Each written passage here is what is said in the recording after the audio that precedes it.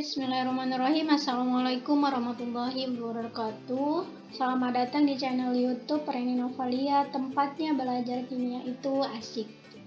Oke, untuk video kali ini kita akan membahas materi tentang kegunaan dari elektrolisis. Sebelum lanjut, jangan lupa subscribe dan aktifkan loncengnya ya, biar kalian gak ketinggalan video terbaru dari saya. Karena di channel ini saya banyak bahas materi tentang kimia mulai dari kelas 10, 11, dan 12 seperti video ini. Jadi, buat teman-teman yang baru pertama kalinya ke channel ini, setelah nonton video ini, kalian bisa cek video-video saya sebelumnya, mungkin saja ada informasi yang bermanfaat buat kalian. So, simak terus ya. Yang pertama, kegunaan dari elektrolisis itu sendiri adalah untuk pembuatan beberapa bahan kimia. Yang kedua adalah untuk pemurnian logam, dan yang ketiga adalah untuk penyepuhan logam. Kita akan bahas satu-satu ya. Mulai dari yang pertama, yaitu pembuatan beberapa bahan kimia. Seperti yang pertama itu ada logam, pembuatan logam alkali dan alkali tanah, lalu pembuatan logam aluminium, pembuatan gas hidrogen, pembuatan gas oksigen, pembuatan gas klorin, dan yang terakhir adalah natrium hidroksida. Untuk contoh yang pertama, yaitu pembuatan logam natrium dengan mengelektrolisis lelehan dari natrium klorida yang dicampur dengan kalsium klorida. Persamaan reaksinya untuk NaCl liquid itu akan menghasilkan kation Na+ dan anion Cl-. Ini berupa liquid ya, cairan atau lelehan. Maka akan terjadi reaksi reduksi dan oksidasi pada elektroda katode dan anoda dengan persamaan reaksi Na+ menangkap satu elektron menjadi Na liquid dan 2 Cl- liquid menghasilkan gas klorin dengan melepaskan sebanyak 2 elektron. Nah, karena jumlah elektronnya tidak sama, maka untuk persamaan reaksi di katode kita kalikan 2. Maka akan kita peroleh hasil akhirnya atau reaksi redoks pada elektrolisis lelehan NaCl untuk pembuatan logam natrium adalah 2 Na+ liquid plus 2 Cl- liquid menghasilkan 2 Na liquid plus gas klorin. Nah, dari sini kita bisa lihat ya, pada elektrolisis lelehan natrium klorida dihasilkan logam natrium.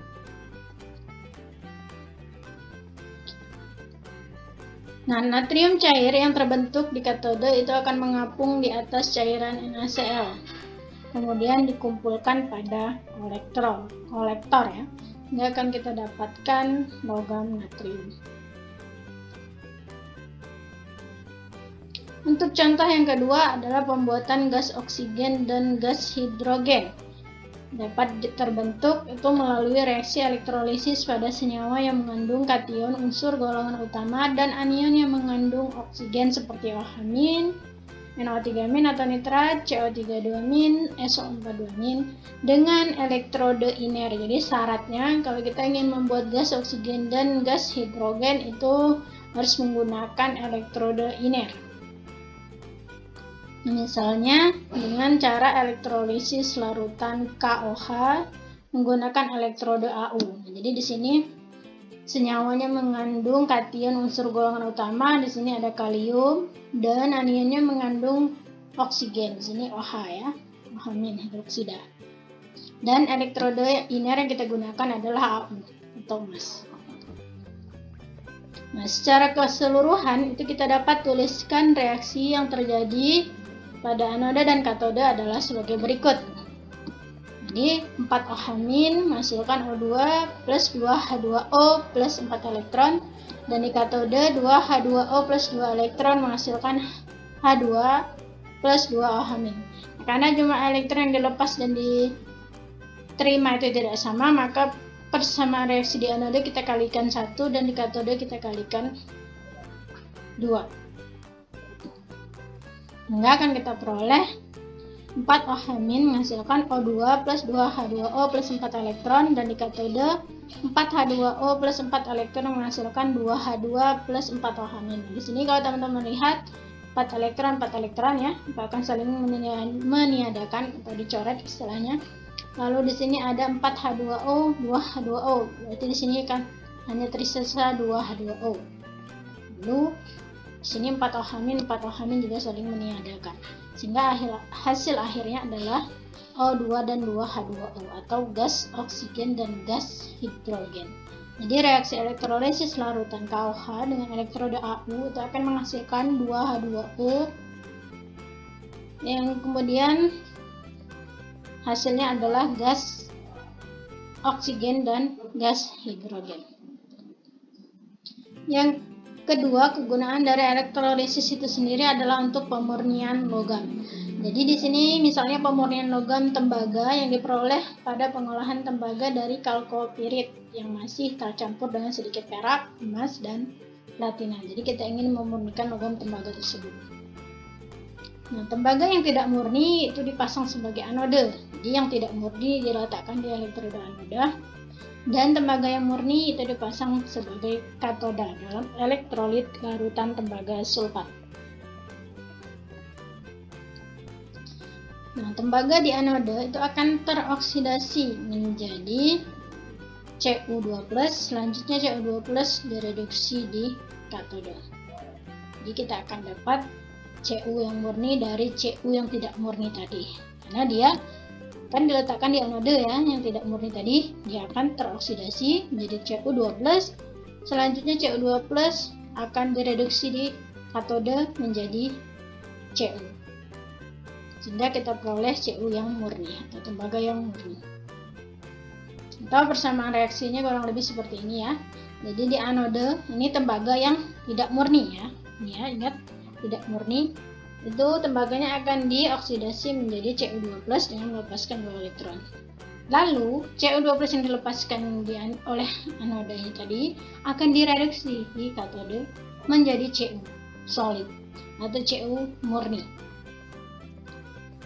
Jadi kita akan peroleh tembaga murni dari tembaga yang tidak murni. Nah, dengan demikian tembaga di anode, ya, seperti yang saya jelaskan tadi, tembaga di anode pindah ke katode sehingga anode semakin habis dan katode semakin bertambah besar. Nah, jadi di sini dia sama-sama menghasilkan Cu, bedanya Cu2+ yang dihasilkan dari Cu tidak murni tadi itu akan direduksi menjadi Cu. Otomatis Cu yang di anode tadi, yang tidak murni tadi, akan semakin habis, sedangkan yang di katode Cu-nya akan semakin bertambah.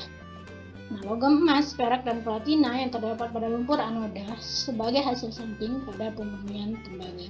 Jadi nanti hasil samping atau zat pengotornya tadi itu akan menjadi lumpur pada anoda sebagai hasil samping pada pemurnian tembaganya.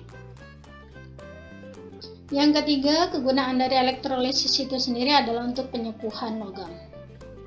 Nah, suatu produk dari logam agar ia terlindungi dari korosi atau perkaratan dan terlihat lebih menarik, itu seringkali dilapisi dengan lapisan tipis logam lain yang lebih tahan korosi dan mengkilat. Jadi kegunaan penyepuhan logam itu untuk terlindungi dari korosi dan untuk lebih menarik daya tarik orang ketika melihatnya. Salah satu cara melapisi atau menyepuh adalah dengan elektrolisis. Nah, benda yang akan dilapisi itu dipasang sebagai katoda dan potongan logam penyepuh itu dipasang sebagai anoda. Jadi perlu diingat ya, bahwa yang di katode itu adalah benda yang akan dilapisi, sedangkan yang di anoda benda yang akan dilapisi, melapisi benda yang akan kita lapisi, yang dibenamkan dalam larutan garam dari logam penyepuh dan dihubungkan dengan sumber arus searah. Contohnya di sini untuk melapisi sendok garpu yang terbuat dari baja dengan perak. Jadi kita ingin melapisi sendok garpu yang dia terbuat dari baja, kita lapisi dengan perak. Maka garpu dipasang di katode karena garpu yang akan kita lapisi ya.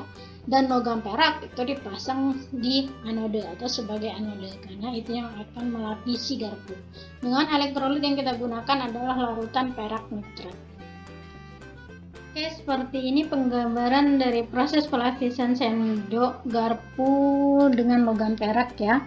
Jadi di sini ada sendok garpu yang kita letakkan sebagai katode, lalu di sini ada perak sebagai anode, dan di sini ada larutan elektrolitnya yaitu perak nitrat. Tentu di situ akan terdapat kation Ag+ dan anion NO3-. Jadi prosesnya perak di sini yang di anode itu akan teroksidasi dari Ag menjadi Ag+, kemudian di katode Ag+ tersebut akan direduksi menjadi Ag. Secara otomatis perak tersebut akan melapisi sendok garpu yang terbuat dari baja tersebut. Jadi logam perak pada anode teroksidasi menjadi Ag+, ya, seperti sudah saya jelaskan sebelumnya. Kemudian Ag+ yang dihasilkan oleh anode akan direduksi menjadi Ag pada katode atau garpu. Dengan demikian, garpu akan terlapisi oleh logam perak.